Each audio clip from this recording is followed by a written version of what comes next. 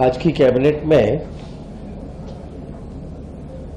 माननीय मुख्यमंत्री जी ने माननीय प्रधानमंत्री जी के नेतृत्व की सराहना करते हुए प्रधानमंत्री जी ने जो प्रमुख घोषणाएं की हैं उसमें 5 से 15 साल के बच्चों में खेल प्रतिभा ढूंढने के लिए जो गांव-गांव स्कूल टैलेंट हंट अभियान चलेगा उसके बारे में जानकारियां दी हैं कि ऐसे बच्चों को स्पेशल ट्रेनिंग देकर अच्छा खिलाड़ी बनाया जाएगा।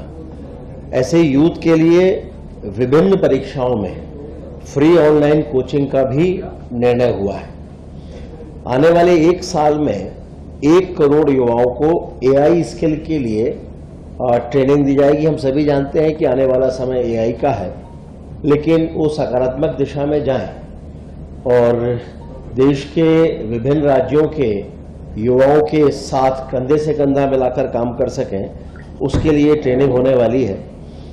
नशा मुक्त भारत में 100 सप्ताह का एक बड़ा अभियान चलने वाला है, जिसमें समाज के महत्वपूर्ण घटकों और वर्गों का भी इसमें सहयोग लिया जाएगा। सिविल डिफेंस का एक वाइब्रेंट नेटवर्क खड़ा करने की बात भी माननीय प्रधानमंत्री जी ने की है और उसमें जो आंतरिक संकट आते हैं उनसे नागरिकों की रक्षा करने के लिए क्या व्यवस्था हो सकती है, उसमें एक वॉलंटरी फोर्स बनाने की भी बात है।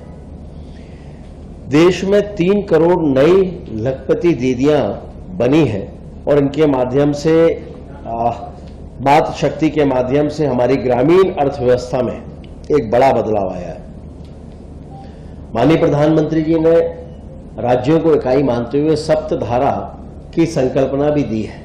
सप्तधारा में जो पहली शक्ति माना गया है वो मैन्युफैक्चरिंग पावर, दूसरी शक्ति में कृषि और फूड प्रोडक्शन, तीसरी में टेक्नोलॉजी और इनोवेशन, चौथे में गति शक्ति, 5वें में रक्षा शक्ति और छठे में ग्रीन इकोनॉमी, ब्लू इकोनॉमी, जिसके कारण से ग्रीन जॉब्स उत्पन्न होते हैं, और 7वीं शक्ति में भारत का जो सॉफ्ट पावर है, यानी हमारा योग, आध्यात्म, Ayurveda, holistic health care, handicraft, संस्कृति, हमारी सकारात्मक फिल्में, creative world animation, gaming, digital content, ये सब इसमें शामिल है। और माननीय मुख्यमंत्री जी ने आज कैबिनेट में निर्देश दिए हैं कि प्रधानमंत्री जी के द्वारा लाल किले से जो संकल्प घोषित किए गए उनकी सिद्धि में मध्य प्रदेश का सबसे महत्वपूर्ण योगदान होना चाहिए। और इसके लिए ये भी निर्देशित किया है कि हमारे चीफ सेक्रेटरी और अन्य वरिष्ठ अधिकारी भारत सरकार के संबंधित विभागों से लगातार कोऑर्डिनेशन के साथ इस कार्य को करेंगे। ऐसे ही मंत्रीगण भी अपने अपने विभागों से संबंधित कार्यों को लेकर इसकी समीक्षा करेंगे। प्रधानमंत्री धन धान्य कृषि योजना, माननीय प्रधानमंत्री जी ने इसके बारे में भी चूंकि कहा है, तो उसमें केंद्र सरकार की जो महत्वपूर्ण हितग्राही योजनाएं हैं उनमें इस योजना के अंतर्गत मध्य प्रदेश देश में अग्रणी राज्य है। और कृषि वर्ष में एक और बड़ी उपलब्धि, हम सभी जानते हैं कि माननीय मुख्यमंत्री जी ने इस वर्ष को कृषि वर्ष घोषित किया है और एक और बड़ी उपलब्धि हासिल हुई है।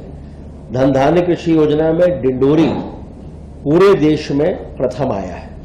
इसके लिए डिंडोरी जिले को और पूरी टीम को बधाई भी दी है और डिंडोरी मॉडल का अनुसरण करते हुए बाकी के जिले भी बेहतर काम करें, इसके प्रयास होंगे। आप सभी को विदित ही है कि एक बहुत महत्वपूर्ण कार्यक्रम की शुरुआत हुई है, जन विश्वास अभियान। इसका अब दूसरा सप्ताह भी होगा। पहले में 7 अगस्त को माननीय मुख्यमंत्री जी छिंदवाड़ा जिले में थे और मैं भी उनके साथ में वहां पर था।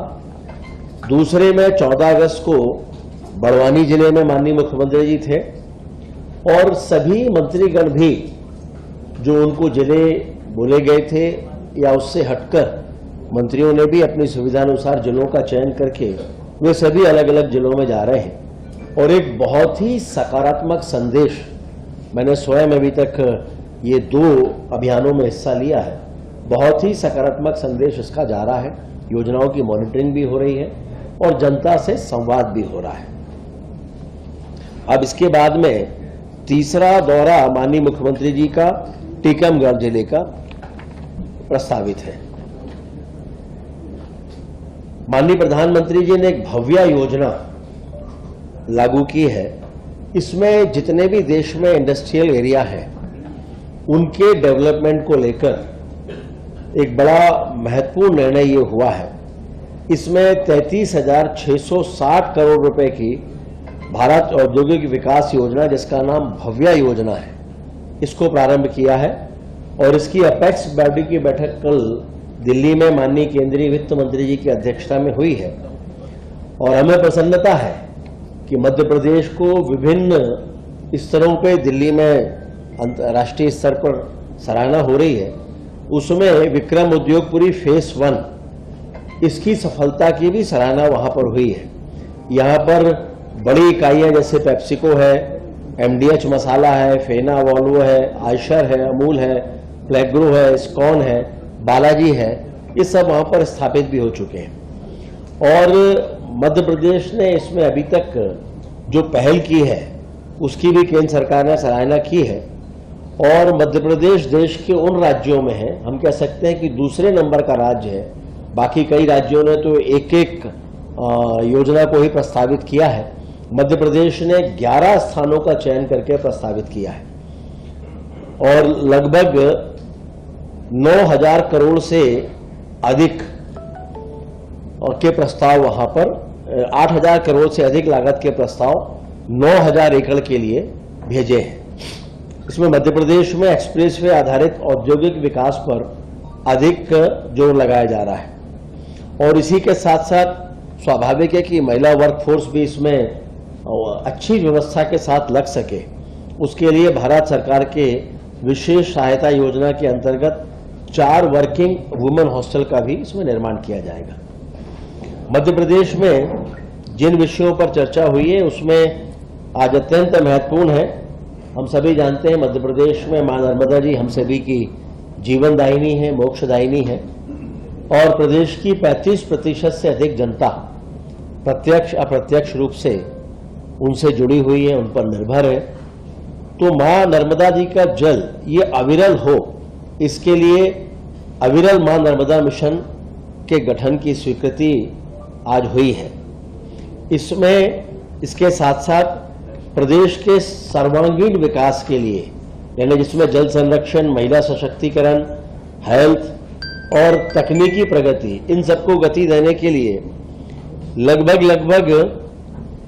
1,46,000 करोड़ रुपए की स्वीकृति आज हुई है, जिसमें लाडली बहना योजना के संचालन के लिए 1,14,365 करोड़ और मध्य प्रदेश लाडली लक्ष्मी योजना के लिए 16,326, प्रधानमंत्री मातृ वंदना योजना के लिए 2,137 करोड़, स्वास्थ्य योजनाओं के लिए 11,835 करोड़, कृषि शिक्षा अनुसंधान कृषि विस्तार के लिए 870 करोड़, वैज्ञानिक अनुसंधान नवाचार और क्षमता के लिए 492 करोड़।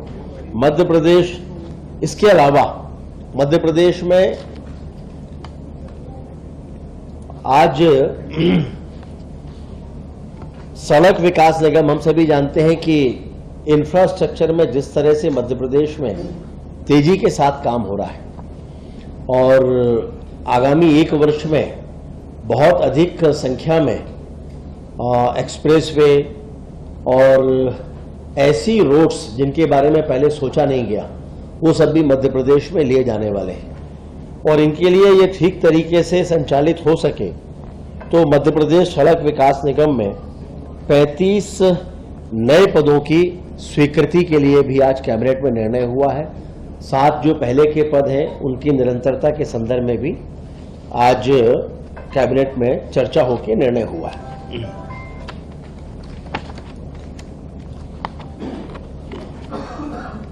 निरंतरता वाले सारे विषय तो आपकी जानकारी में हमने ला ही दिए हैं।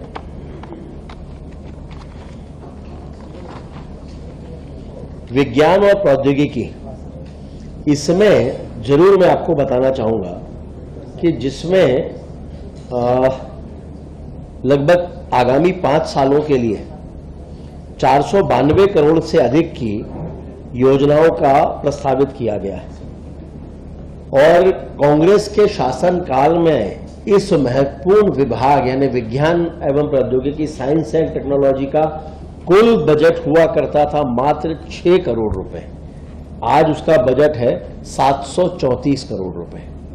ये दिखाता है कि विज्ञान और टेक्नोलॉजी, साइंस एंड टेक्नोलॉजी जैसे विभाग की किस तरह से कांग्रेस की सरकारों ने उपेक्षा की है। अभी आपको अविरल नर्मदा मिशन के बारे में जानकारी दी ही है। इसके अलावा अन्य विषय हैं जिसमें कुछ उपचार के देयकों की स्वीकृति है, कुछ की अनुशासनात्मक कार्रवाइयां हैं और न्यायालय के आदेश के पालन से संबंधित एक विषय है। इस तरह ये महत्वपूर्ण निर्णय आज माननीय मुख्यमंत्री जी की अध्यक्षता में कैबिनेट में पारित हुए।